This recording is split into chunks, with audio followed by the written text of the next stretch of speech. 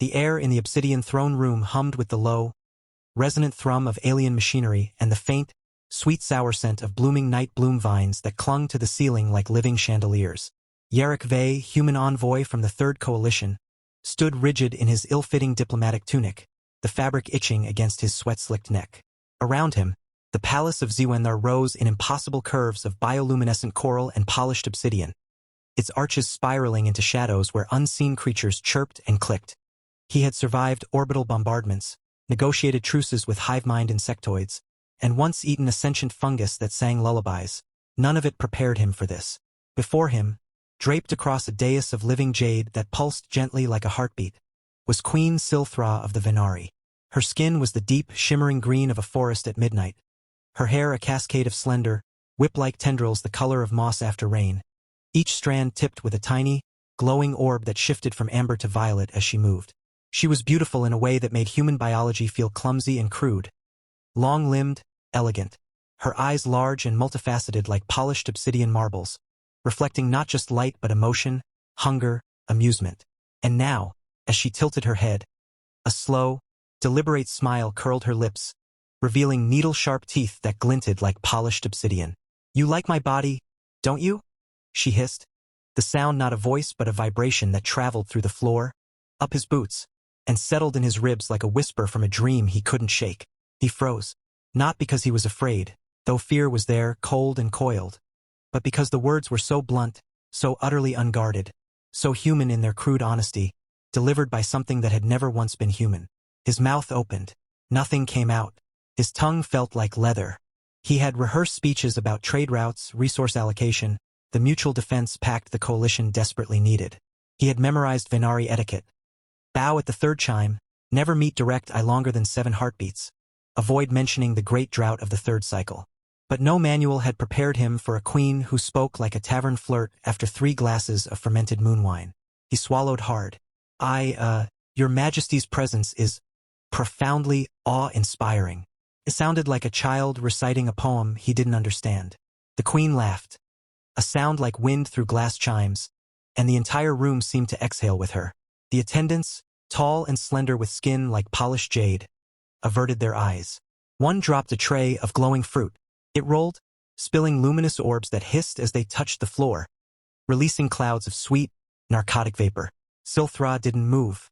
She simply watched him, those multifaceted eyes narrowing slightly, the orbs in her hair flaring a brighter gold. "Awe-inspiring," she repeated, rolling the words in her mouth like a delicacy. "You humans, so polite, so careful. You speak in circles, HFY, as if truth is a thing to be wrapped in silk and hidden beneath a pillow." She lifted one long-fingered hand, and the air rippled. A holographic projection bloomed above her palm. A star map, swirling with the names of 100 worlds, all under Venari influence. "You come to beg for our mineral veins beneath the whispering dunes. You need our cryosalt to power your dying ships. But you cannot look me in the eye." "Why?" He finally found his voice, rough as gravel. "Because I'm not supposed to be looking at you like that." She leaned forward, just an inch, and the scent of ozone and crushed mint filled the air. "And what is like that?" He didn't answer. He couldn't. He thought of his sister, back on Earth, sending him messages through the quantum relay. Don't trust their smiles. They don't blink. They don't cry. They don't feel like we do. But she was wrong. Silthra didn't blink, yes. But when she smiled, the orbs in her hair dimmed slightly, as if she were holding back something. And now, as she watched him struggle, there was something else in her gaze. Not just amusement, not just power, but curiosity. A flicker of loneliness, perhaps, or hunger, not for salt, for something else. The next 3 days passed in a blur of formal dinners, diplomatic parleys, and quiet, terrifying moments of proximity. Yarrick was housed in the Azure Wing, a suite of rooms carved into the side of a cliff that overlooked the endless, rust-colored dunes of the Whispering Desert. Outside, the wind carried voices.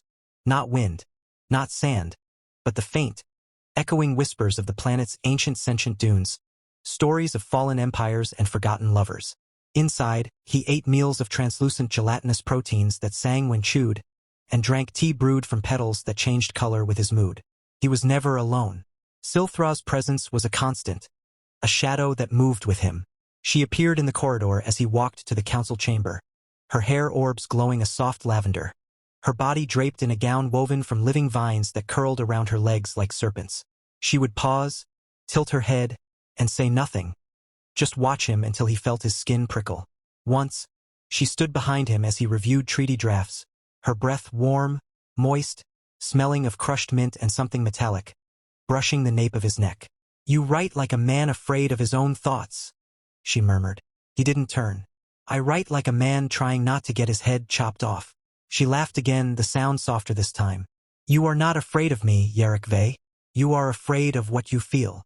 He turned then, just enough to meet her gaze. Her eyes were darker now, the orbs in her hair pulsing slow, deep violet. "What I feel," he said, voice low, "is that you're playing with me." She didn't flinch. "And what if I am?" He swallowed. "Then I'm not sure whether to thank you or run." She stepped closer. Her hand, cool and smooth as river stone, brushed his wrist. "Perhaps," she whispered, "you should do both." That night he dreamed of her, not as a queen, not as a monster, but as a woman, barefoot on a beach of black glass, her hair trailing behind her like liquid shadow, singing a song in a language that didn't exist in any human database. When he woke, his pillow was damp, not with sweat, but with something warm and faintly glowing. He touched it. It hummed. He hid it in his pocket. The challenge came on the 5th day. It was not a duel, not a race, not a test of strength or speed. The Venari did not fight like that. They fought with stories, with truths, with the weight of a single word spoken at the right moment. The High Council, a gathering of 7 elders whose skin had turned the color of dried moss and whose eyes were clouded with centuries, demanded proof that HFY was worthy of their alliance. Not his intellect, not his diplomacy, not his ships, his heart. "A human heart," rasped Elder Corvan, his voice like stones grinding in a tomb. "Can it endure the weight of a Venari soul? Can it bear the truth of our silence? Can it love without fear?" Silthra stood beside them, her expression unreadable. But HFY saw it, the slight tremor in her fingers, the way the orbs in her hair flickered, not with amusement now, but with something deeper, anticipation, fear, hope. The ritual was held in the Hall of Echoing Names, a cavernous chamber lined with thousands of floating, glowing glyphs, each one a memory, a confession, a lost love, a death. The rules were simple. HFY must enter the hall alone. He would walk its length. At its center stood the mirror of unspoken truths, a shard of living crystal that reflected not the body, but the soul's deepest, most hidden longing. He would face it, and whatever he saw, he must speak it aloud. If he lied, the hall would consume him. If he spoke the truth, the Venari would grant the treaty. No human had ever survived. HFY walked into the hall alone. The glyphs around him began to glow as he passed, whispering fragments of thoughts he didn't know he'd had. "I miss the sound of rain. I wish I had told her I loved her before she left. I'm tired of pretending I'm not scared." The air grew thick, heavy, like walking through liquid amber. He felt his skin prickle, his bones ache. He saw flashes, his mother's face, fading in a hospital bed. His first kiss, clumsy and awkward, under a street lamp in Chicago. The moment he'd chosen diplomacy over the military, knowing he'd never see Earth the same way again. And then, at the center, the mirror. It was not glass. It was not metal. It was a pool of liquid silver, swirling with constellations. And in it, he saw himself. Not as he was. Not as he pretended. But as he truly was. He saw himself, standing beside Silthra. Not as diplomat and queen. Not as alien and human. But as 2 people, hands clasped, standing on the edge of the whispering dunes at dawn. Her hair was shorter now, tangled with desert wind. His tunic was worn, stained with sand. She was laughing, her orbs glowing gold, and he was smiling. Not politely, not carefully, but wildly, joyfully, like a man who had finally found his place in the universe. And beside them, tiny, glowing figures, children with green skin and human eyes, running barefoot through the sand, their laughter carried on the wind like chimes. He didn't speak for a long time. The glyphs around him dimmed. The air grew colder. Then he spoke. "I love her." The words didn't echo. They didn't boom. They simply settled. Like snowfall, the mirror shattered. Not in violence. In release. 1,000 glyphs flared white, then dissolved into dust that smelled of rain and jasmine. The ceiling above him cracked open, not with destruction, but with light. Sunlight. Real, warm, golden sunlight, pouring through the ancient stone, falling across his face like a blessing. He turned. Silthra stood at the entrance, her face wet. Not with tears, he had no word for what they were, not in human terms, but with something far more profound. A single tear, glowing faintly violet, rolled down her cheek and vanished into the stone before it hit the ground. She didn't speak. She didn't need to. The elders bowed. One by one. They did not speak. They did not argue. They simply turned and walked away, their moss-colored skin shimmering with something new. Respect. Wonder. That night the palace celebrated. Not with feasts of singing fruit or dancing vines, but with silence. With music played on instruments made of wind and bone. With the entire royal court standing in the central courtyard, watching as the dunes outside began to glow. Not with heat, but with life. The whispering dunes, ancient and sentient, had begun to sing. A song of union, of belonging. Silthra found him on the highest balcony, staring at the stars. "You said it," she whispered. "I did. You didn't know what you'd see. I didn't care." She turned to him, her hair orbs dimmed to a soft, steady blue. "You could have died. I know." She reached out, not to touch him, not yet, but to brush a strand of his hair from his forehead. Her fingers were cool, her breath warm. "You are the first human," she said, voice barely above the wind, "who did not try to understand me before he loved me." He looked at her. The green skin, the flowing hair, the eyes that held galaxies. "I didn't need to understand you," he said. "I just needed to see you." She smiled. And this time it wasn't a challenge. It wasn't a game. It was surrender. They kissed under the stars, the desert singing beneath them, the palace breathing around them. And for the first time in centuries, the Venari royal line felt whole again. But the treaty was only the beginning. Because love, even across species, even across light years, even across the terrifying, beautiful silence of the unknown, was never simple. The next morning, a scout arrived, breathless, his skin flushed with panic. "The dunes are moving," he gasped. "Not toward the capital, toward the old ruins, the ones beneath the salt spire." Silthra's face went still. The orbs in her hair flared crimson. Yarrick knew that color. It meant danger. It meant memory. It meant something buried, something ancient, something terrible was waking up. And it was calling to her, not as queen, not as alien, but as daughter. The desert had not just sung of union. It had sung of legacy. And the legacy was not done. They had a marriage to plan. But first they had a past to face. And the dunes were not done with them yet. The desert did not wait. The salt spire, a jagged monolith of crystallized mineral that had stood since before the Venari remembered their own names, began to bleed. Not blood, something worse.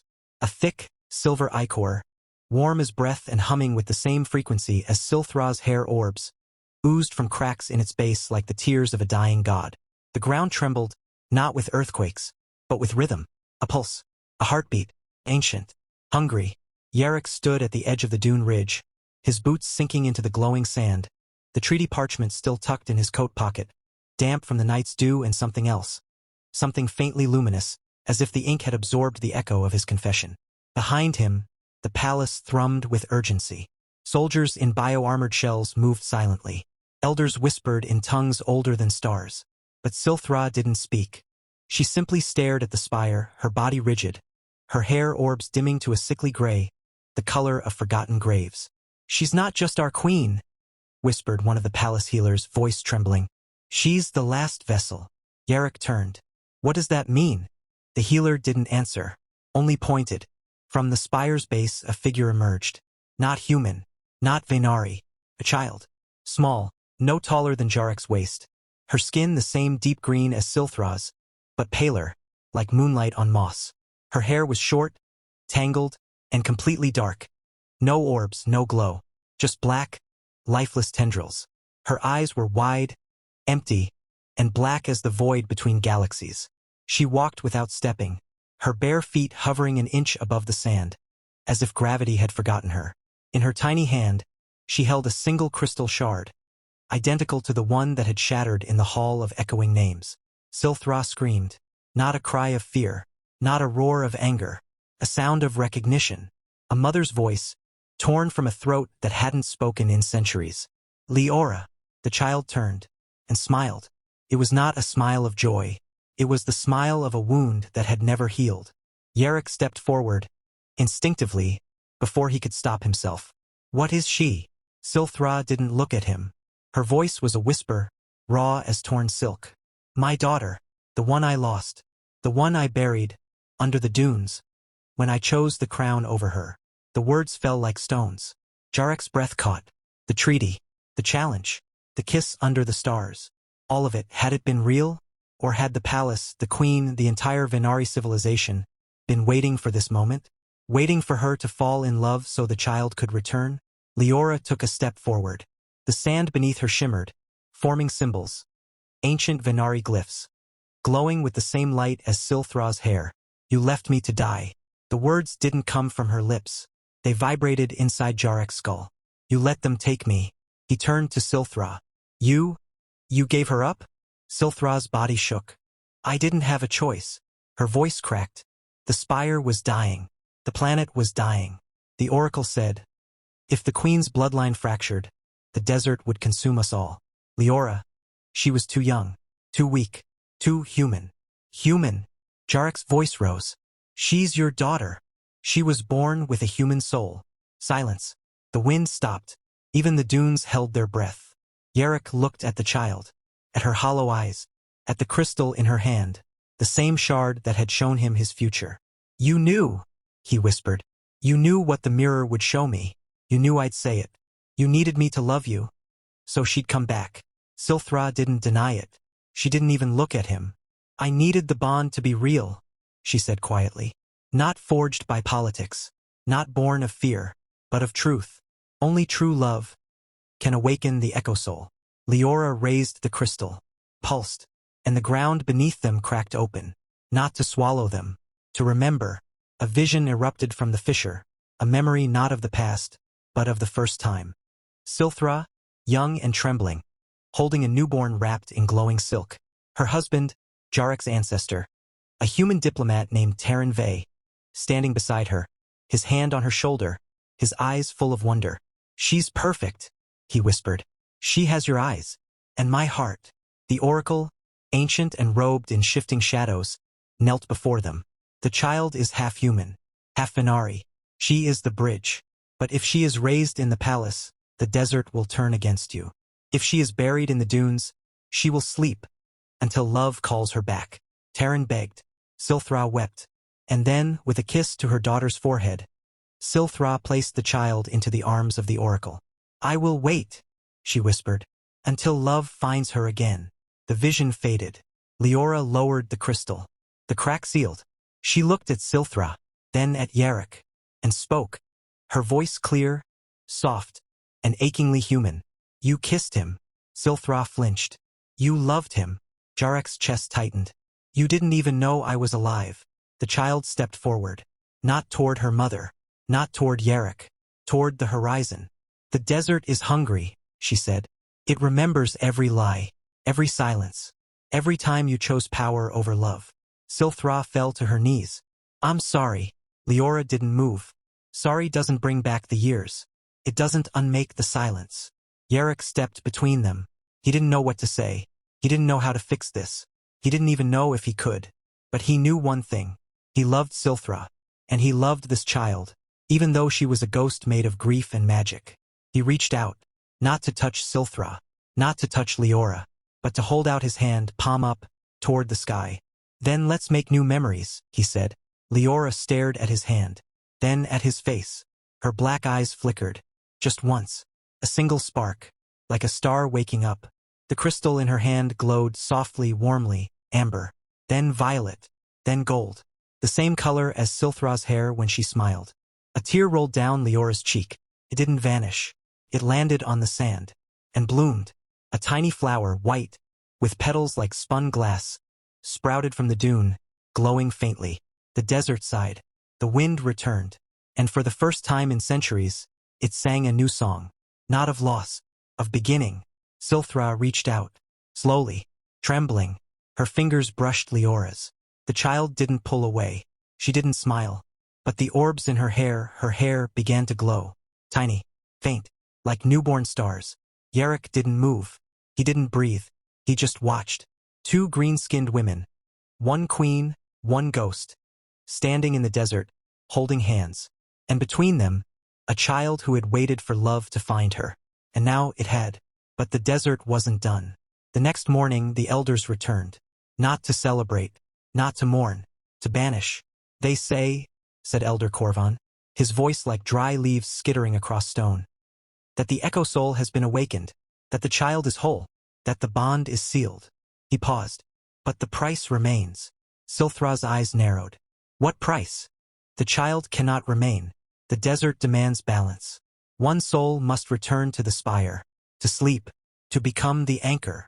Yarrick stepped forward. Which one? The elder didn't answer. He simply looked at Leora, then at Silthra, then at Yarrick.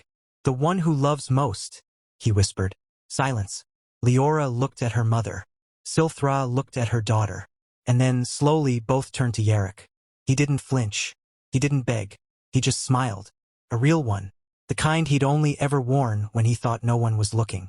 I'm not leaving, he said. Silthra's breath hitched. You don't understand.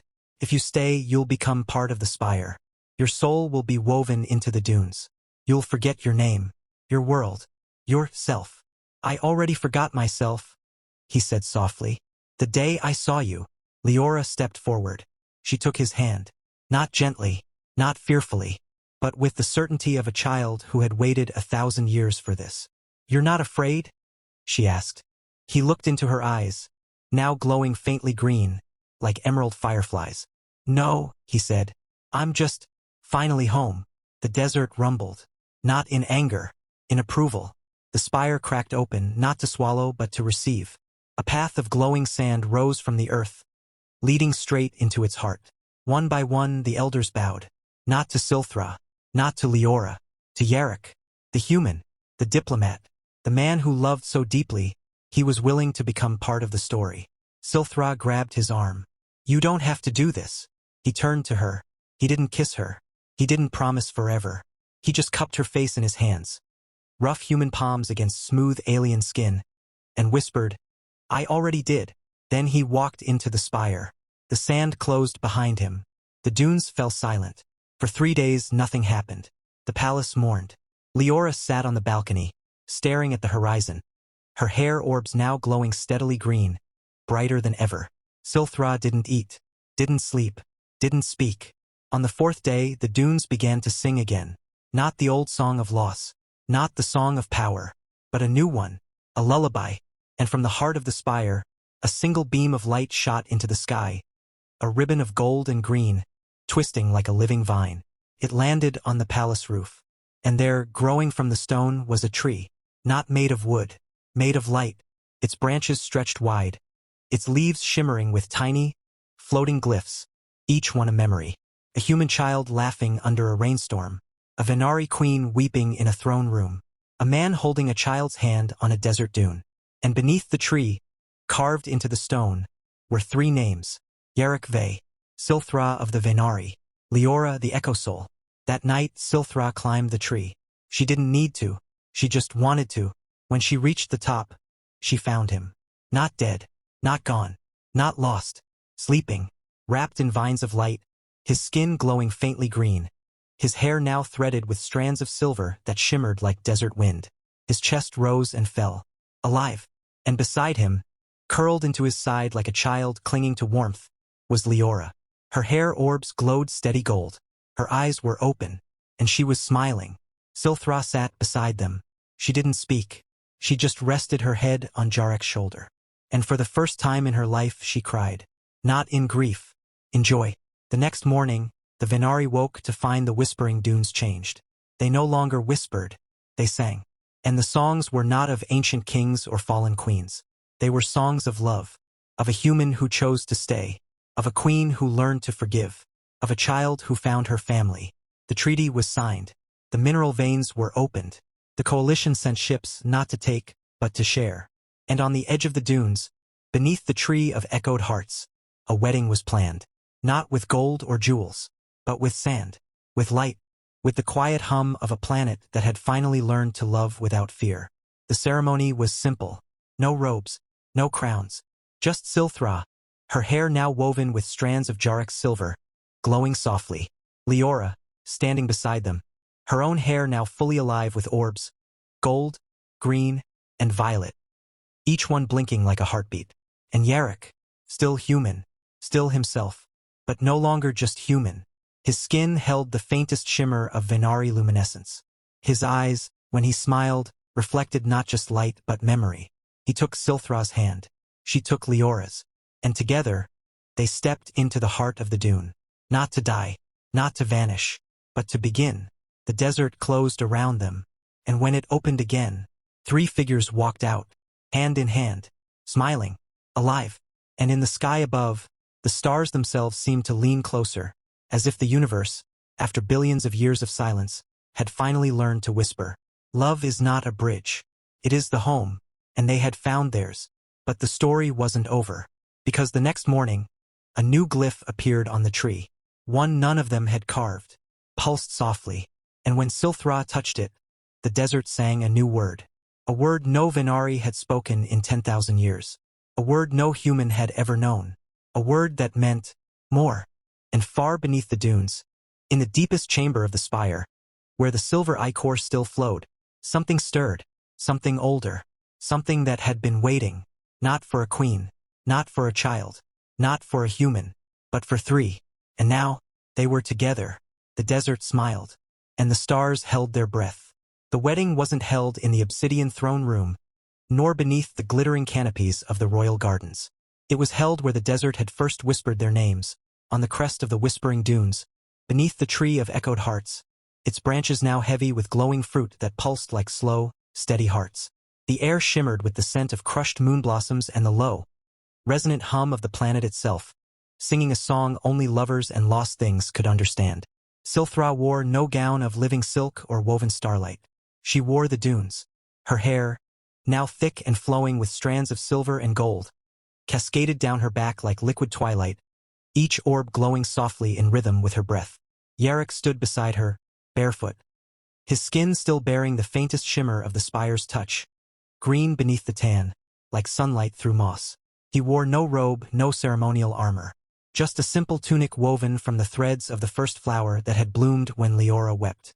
It glowed faintly, warm as a heartbeat.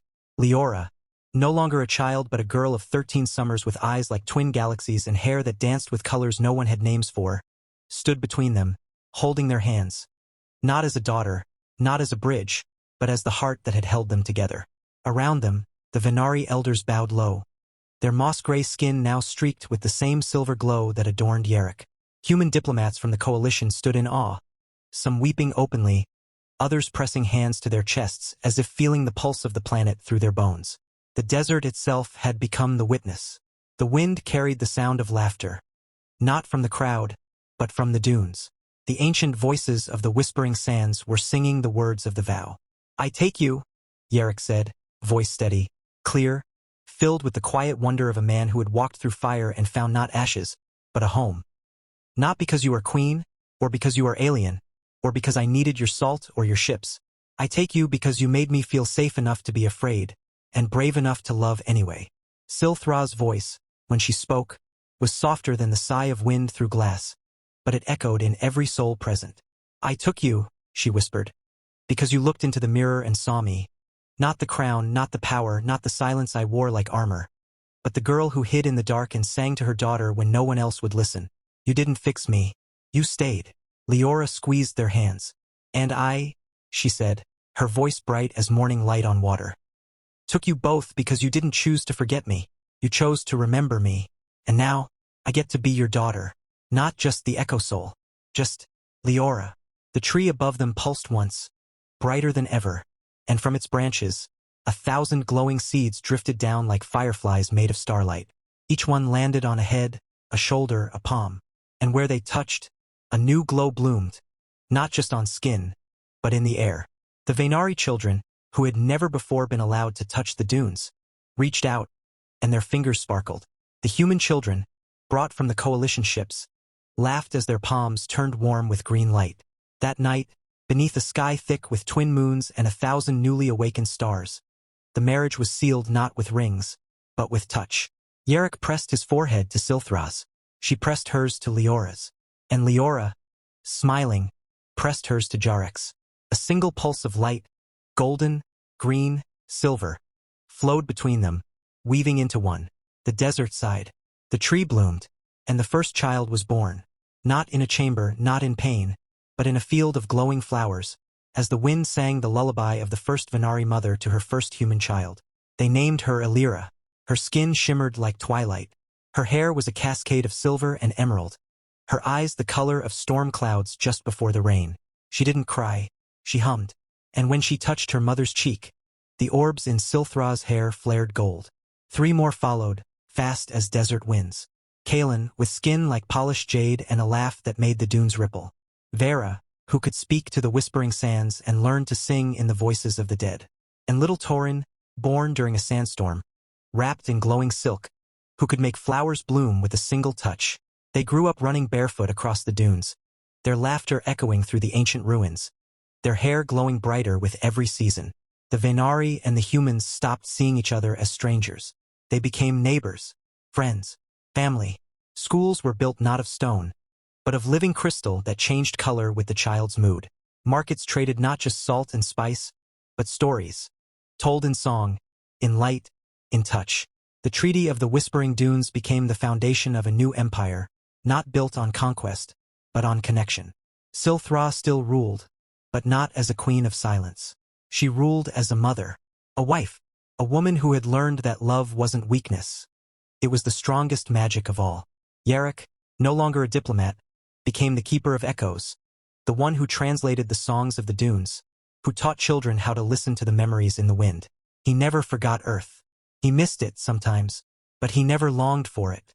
He had found something rarer than home. He had found belonging.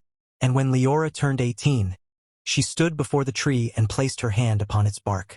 The glyphs flared, the desert sang, and from the heart of the spire, deep beneath the sands, a new voice rose, not ancient, not forgotten, but new. I am here, it whispered. I am yours. Leora smiled. She turned to her parents. I'm going to have a child, she said. Silthra's eyes filled with tears. Yerrick pulled her close. Of course you are, he murmured. And so she did. Not just one, but 3, each with hair like woven light, each with eyes that held galaxies, each with a laugh that made the stars lean closer. The palace became a home, not grand, not cold, but alive. Walls breathed, floors hummed, ceilings bloomed with flowers that changed color with the seasons, or with the emotion of those who walked beneath them. Children chased glowing butterflies made of memory. Elders sat in gardens that whispered stories of the past, while babies slept in cradles woven from vines that sang lullabies in 7 languages. On the day the youngest child, Nira, turned 5, she climbed the tree of echoed hearts for the first time. She reached the top and pressed her small hand to the trunk.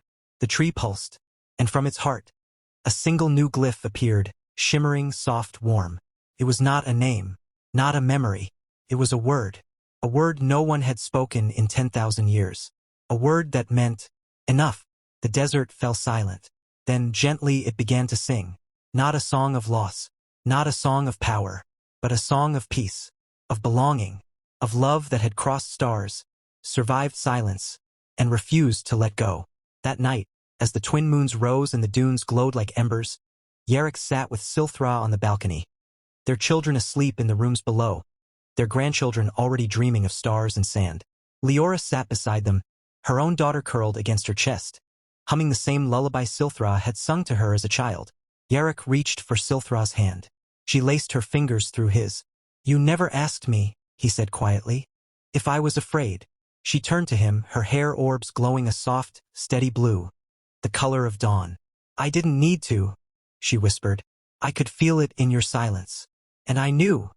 You loved me enough to be afraid anyway. He smiled. I still am. She kissed him, slow, deep, warm as the desert sun. And I love you enough, she said, to never let you go. They didn't speak again for a long time. They didn't need to. Below them, the children stirred in their sleep, their tiny hands glowing faintly, their dreams weaving new songs into the wind. The planet breathed. The stars watched.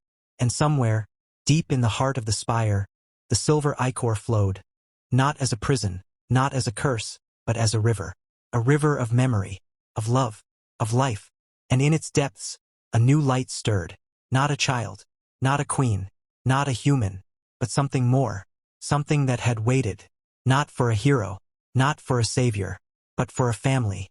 And now, they were all here, together, forever, and the desert at last was silent, not because it was empty, but because it was full, and it had never been happier.